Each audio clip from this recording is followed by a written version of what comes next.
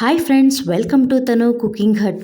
ನಾನಿವತ್ತು ಬಾಯಲ್ಲಿಟ್ಟರೆ ಹಾಗೆ ಕರಗುತ್ತೆ ಅಷ್ಟು ಪರ್ಫೆಕ್ಟಾಗಿ ಕೊಬ್ಬರಿ ಚಿನ್ನೆ ಮಾಡೋದನ್ನ ತೋರಿಸ್ತಿದ್ದೀನಿ. ಈಗ ಮಹಾಶಿವರಾತ್ರಿ ಇರೋದ್ರಿಂದ ವಿಶೇಷವಾಗಿ ನೈವೇದ್ಯಕ್ಕಾಗಿ ಹಣ್ಣುಗಳ ಜೊತೆ ಶೇಂಗಾ ಉಂಡೆ ಹಾಗೂ ಈ ಕೊಬ್ಬರಿ ಚಿನ್ನೆನ ಮಾಡ್ತೀವಿ. ಅದರಲ್ಲಿ ನಾನಿವತ್ತು ಕೊಬ್ಬರಿ ಚಿನ್ನೆ ಹೇಗೆ ಮಾಡೋದು ಅಂತ ತೋರಿಸ್ತಿದ್ದೀನಿ. ಹಾಗಾದರೆ ನೋಡೋಣ ಬನ್ನಿ. ಮೊದಲು ಒಂದು ತಟ್ಟೆಗೆ ಒಂದು ಸ್ಪೂನ್ ತುಪ್ಪ ಹಾಕಿ ಚೆನ್ನಾಗಿ ತಟ್ಟೆಗೆ ಗ್ರೀಸ್ ಮಾಡಿಡಬೇಕು. ನೋಡಿ, ಈ ಥರ ಚೆನ್ನಾಗಿ ಎಡ್ಜಿಗೆಲ್ಲ ತುಪ್ಪ ಗ್ರೀಸ್ ಮಾಡಬೇಕು.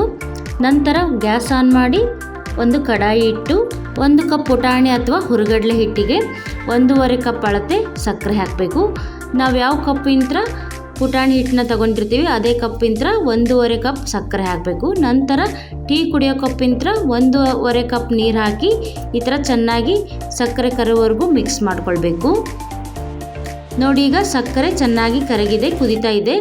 ಈಗ ಇದು ಎಳೆ ಪಾಕ ಬರಬೇಕು, ಅಲ್ಲಿವರೆಗೂ ಕುದಿಸ್ತೀರಿ. ನೋಡಿ, ಈಗ ಎಳೆ ಪಾಕ ಬಂದಾಗಿದೆ. ನೋಡಿ, ನಾನು ತೋರಿಸ್ತಿದ್ದೀನಲ್ಲ, ಈ ಥರ ಎಳೆ ಪಾಕ ಬರಬೇಕು. ಈಗ 1 ಕಪ್ ಹುರುಗಡ್ಲೆ ಪುಡಿನ ಮೊದಲೇ ಜರಡಿ ಮಾಡಿಡ್ಕೋಬೇಕು. ಹಾಗೆ ಕಪ್ಪಿಂತ್ರನೇ ಹಾಕಬಾರ್ದು, ಗಂಟಾಗುತ್ತೆ. ಹೀಗೆ ಒಂದು ಪಾತ್ರೆಯಲ್ಲಿ ಜರಡಿ ಮಾಡಿ ಹಾಕಬೇಕು. ಕೈ ಆಡಿಸ್ತಾನೆ ಹಾಕಬೇಕು, ಕೈ ಬಿಡಬಾರ್ದು. ಹಿಟ್ಟು ಹಾಕಿದ ಮೇಲೆ ಗ್ಯಾಸ್ ಆಫ್ ಮಾಡಿ ಚೆನ್ನಾಗಿ ಮಿಕ್ಸ್ ಮಾಡಬೇಕು. ಹಿಟ್ಟೆಲ್ಲ ಸಕ್ಕರೆಯೊಂದಿಗೆ ಚೆನ್ನಾಗಿ ಹೊಂದ್ಕೊಳ್ಳುತ್ತೆ. ಈಗ 1 ಸ್ಪೂನ್ ಶುಂಠಿ ಪುಡಿ ಹಾಕಿ ಚೆನ್ನಾಗಿ ಮಿಕ್ಸ್ ಮಾಡಿ. ನೋಡಿ, ಈ ಥರ ಚೆನ್ನಾಗಿ ಮಿಕ್ಸ್ ಆಗಬೇಕು. ಈಗ ತುಪ್ಪ ಹಚ್ಚಿದ ತಟ್ಟೆಗೆ ವೇಟ್ ಮಾಡಬಾರ್ದು, ಬೇಗನೆ ಸುರಿಬೇಕು. ನೋಡಿ, ಈಗ ಈ ಥರ 2-3 ಬಾರಿ ಟ್ಯಾಪ್ ಮಾಡಿ ಈಗ ಒಣ ಕೊಬ್ಬರಿ ತುರಿ ಹಾಕ್ತಿದ್ದೀನಿ.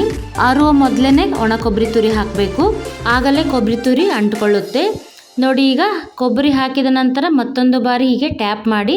ಈಗ ಇದು ಕಂಪ್ಲೀಟಾಗಿ ತಣ್ಣಗಾಗಬೇಕು. ನೋಡಿ, ಈಗ ತಣ್ಣಗಾಗಿದೆ. ಕಟ್ ಮಾಡ್ತಿದ್ದೀನಿ. ನಿಮಗೆ ಯಾವ ಶೇಪಲ್ಲಿ ಬೇಕೋ ಆ ಶೇಪಲ್ಲಿ ಕಟ್ ಮಾಡಿ. ನನ್ನ ಚಾನಲ್ಗೆ ಇನ್ನೂ ಸಬ್ಸ್ಕ್ರೈಬ್ ಆಗಿಲ್ಲ ಅಂದರೆ ಈಗಲೇ ಪಕ್ಕದಲ್ಲಿರೋ ಬೆಲ್ ಬಟನ್ನ ಪ್ರೆಸ್ ಮಾಡಿ ಸಬ್ಸ್ಕ್ರೈಬ್ ಆಗಿ.